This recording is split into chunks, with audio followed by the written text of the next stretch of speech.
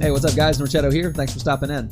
Lots of stuff's been going on, both here behind the scenes, clearly, and with the Overwatch League and Atlanta Reigns. So yeah, jumping right into it. The first episode of Season 2 of Watchpoint premiered, and for those who don't know, Watchpoint is the official show put on by the Overwatch League with the casters and desk personalities and stuff, where they do interviews and kind of go over general happenings. But this was the first episode of Season 2, and it was a look to Season 2 and, you know, expansion teams and how they're looking, as well as the legacy teams from Season 1 and any changes they've made and how they're going to be looking for Season 2. So obviously there's a lot of information about the Atlanta Reign. I definitely recommend you watching the whole thing, but a lot of the Atlanta Reign stuff kind of centered around the big interview with Paul Hamilton, the owner and CEO of Atlanta eSports Ventures.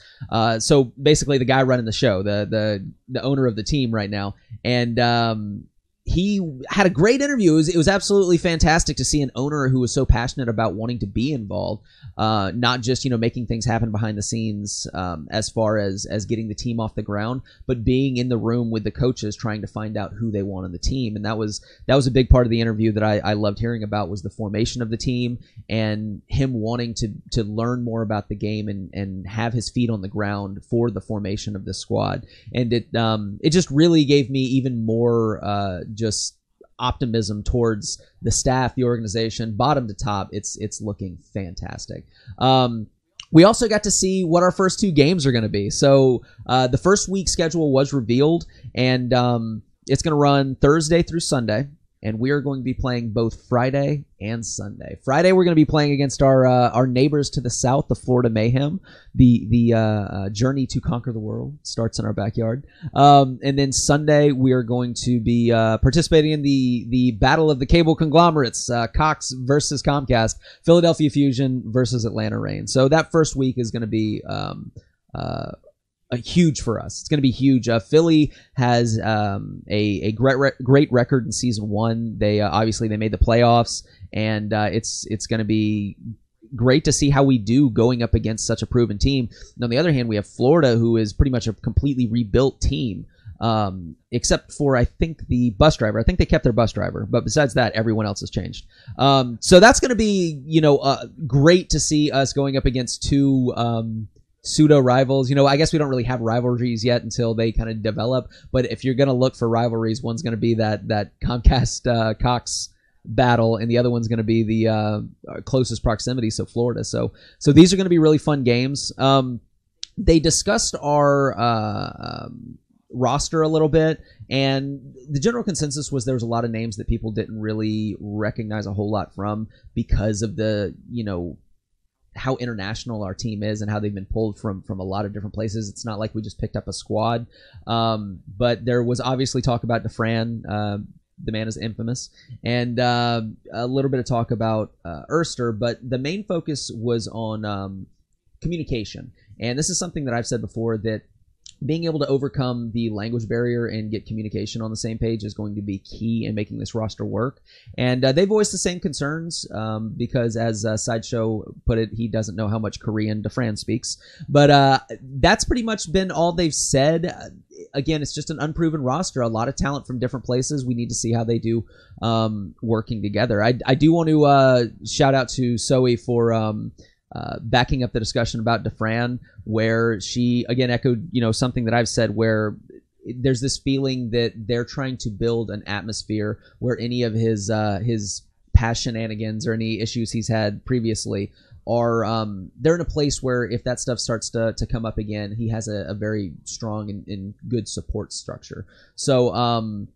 So yeah, absolutely great episode. I'll put a link to the entire thing, as well as the, you know, the interview specifically in the description, and I highly recommend checking it out. Something else I want to go over, since we were talking about Paul Hamilton, is something that happened a few weeks ago, but I didn't get a chance to talk about it. And that was Fran, our Atlanta Reign streamer, actually discussed how she ended up joining the Atlanta Reign. And this was a super fun story where she said she got like an email at 2 a.m. that said, sent from my iPhone, hey, I'm the owner of the Atlanta team. I want you in our org. And she didn't believe it. She was like, yeah, whatever. Who is this guy? And they ended up going out to lunch, and it was legit. And she had some very kind things to say about Paul, and that him and the entire staff were really, really interested in having more women in esports, and they wanted women in their organization, which she was all about. I'm all about. I love seeing more women in the league and the industry. It's something we really need to see. So yeah, I love, again, another great thing about our staff is this this want of inclusion and everything like that, and it just shows the character of the people we're working with. So props to you guys. Moving on from that, we did have a Dafran update, and this was, Dafran, he's my favorite. Oh my god. He put up a video with, the title was just a bunch of question marks, and it seems like he got a phone for the first time in 5 years. Pork Jim. And, part of the video involves the fact that he got a visa approved, and he should be coming to the States in the next week or so. He's going to be streaming in the US, so he's going to have North American hours for his streams, so that's something to keep an eye out for. I know people have had a Dafran drought, but the vast majority of the video is things like tongue tricks, which I don't know why it's so much fun to watch this man do tongue tricks, but seriously, go check this video out. It's hilarious. But yeah, Dafran coming to America. We're getting closer, guys. We're like 2 months out. It's happening in February. I'm so excited right now. From there, we're moving on to our academy team, Atlanta Academy. ATL Academy battled the Boston Academy team, Uprising Academy, and it was really fun to watch, but we kind of dominated. It was a 4-0. Boston really couldn't put themselves together throughout most of the day. There was some brief glimpses of some good compositions, good work on Hanamura, but for the most part, ATL Academy is looking very, very good, and I'm very, very proud of this squad. They deserve everything. They deserve the pickup by the organization. I'm glad that they're representing us. Dogman was absolutely popping off, swung a few points. Hawk is the off-tank player. He's the best off-tank in Contenders. He got 2 Diva bombs within like 15 seconds of one another. It was absolutely insane. Definitely watch Contenders. Support your Tier 2 scene. Support your Academy team for the Atlanta Reign. And the next game for them is going to be Tuesday the 11th at, I think it's 7:45 versus Kongarna. So tune in, check that out, support the Atlanta guys. The only other thing I have after that is a little bit of fan discussion. So there's been so much fun fan art and work being done behind the scenes. Kind of bridging straight from the ATL Academy discussion are some headers made by I think it's the art director or something like that of Kongarna, made some ATL Academy headers for the guys, and they look absolutely incredible. Just a lot of work going in. I love the consistency. I love these things kind of representing heroes of everyone. I didn't know Ajax was a Mercy main, so that's really cool to see. So definitely check him out. And that was Anthony on Twitter.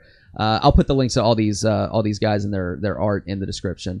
The other one was from Tagni, some jerseys that were designed for a Lucioball league. So obviously there's not a Lucioball league, but if there were, Tagni came out with some designs that he thought would look really good, and the Atlanta kit looks sick. We got the main color, the home color, the away color, and the alternate color, and I want them now. I want to be able to buy them.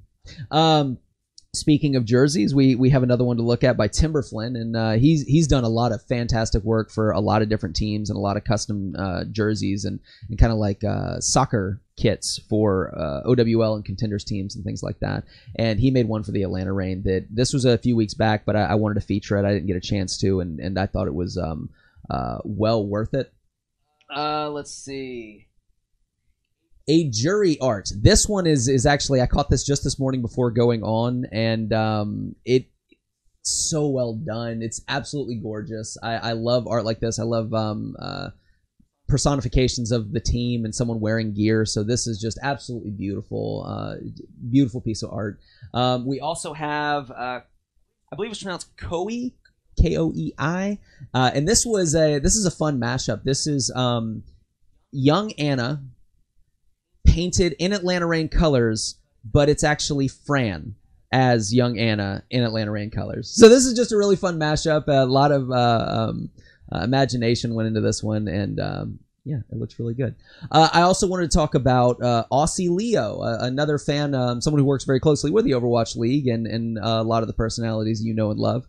He was at Battle and Brew in Atlanta giving out full-size posters of some of Jarrell's art, showing that coming soon, February 14th, posters with the Atlanta Rain skins on them. And that's just, I know one of them, at least one of them was framed. That's so impressive to get out there, get those made up, get one framed, and just be giving them out to fans. I love having people on the ground like that, you know, feet on the pavement out there, hyping people up, giving stuff out. And speaking of giving stuff out, stay tuned, guys. Stay tuned this month and next month.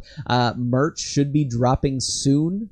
And when it does, I want to do something for you guys before the season starts, so stay tuned for that. And last but not least, this one's close to my heart. This one's a little personal. I was playing like Mystery Heroes the other night, and someone said, "Hey, Norchetto." And I said, "What's up?" And they said, "You're that guy who does Atlanta videos, right?" Guys, blew my mind. I've never been recognized like that before, and he wanted to get a shout out you know, for me to throw up the screenshot, so I will. Old Rock, I really appreciate it, man. It was super weird, but like that just shows that people are watching, and I appreciate you guys' support so much. So thank you for that. Thank you, Old Rock. And yeah, if you guys see me, definitely say hi. I look forward to it. And yeah, we're ramping up, guys. The season is getting closer and closer. And when there's more news, you know you'll see. All right, I'll talk to you later.